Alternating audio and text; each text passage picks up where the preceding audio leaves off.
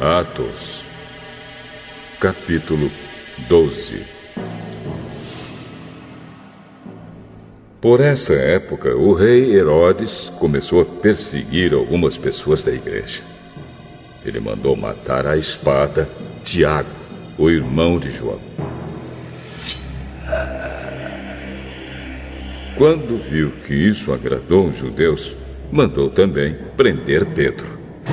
Isso aconteceu durante a festa dos pães sem fermento. Depois que prendeu Pedro, Herodes o colocou na cadeia e pôs 4 grupos de soldados, com 4 em cada grupo, para guardá-lo. É que Herodes queria apresentá-lo ao povo depois do dia da Páscoa. E assim Pedro estava preso e era vigiado pelos guardas. Mas a igreja continuava a orar com fervor por ele. Na noite antes do dia em que Herodes ia apresentá-lo ao povo, Pedro estava dormindo, preso com 2 correntes entre 2 soldados. E havia guardas de vigia no portão da cadeia. De repente, apareceu um anjo do Senhor. E uma luz brilhou dentro da cela. O anjo tocou no ombro de Pedro, acordou e disse: "Levante-se depressa." Então as correntes caíram das mãos dele. "Aperte o cinto e amarre as sandálias." E Pedro fez o que o anjo mandou. "Ponha a capa e venha comigo." Pedro saiu da cadeia e foi seguindo o anjo.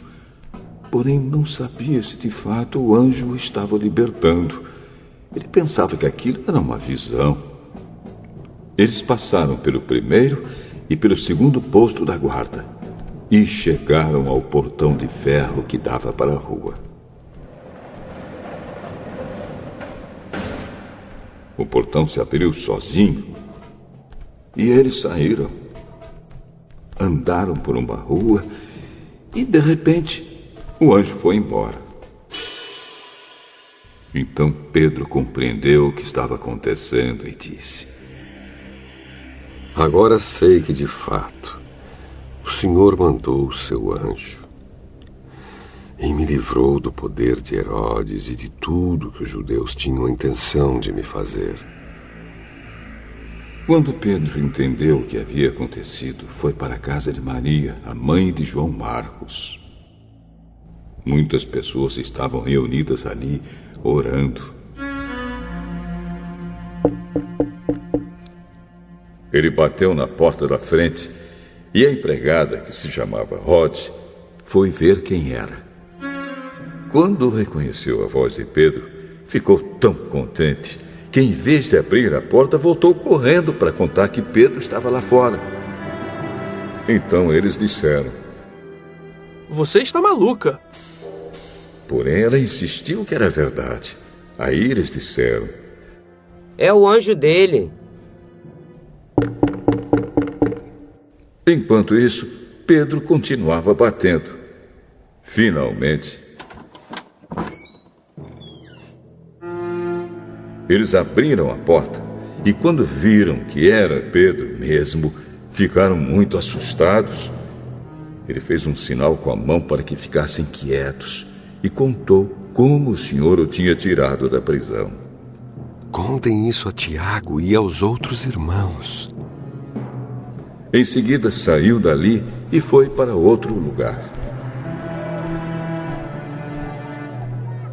Quando amanheceu, houve uma grande confusão entre os soldados, pois eles não sabiam o que tinha acontecido com Pedro. Herodes mandou que o procurassem, mas não o acharam. Então, depois de fazer perguntas aos guardas, mandou matá-los.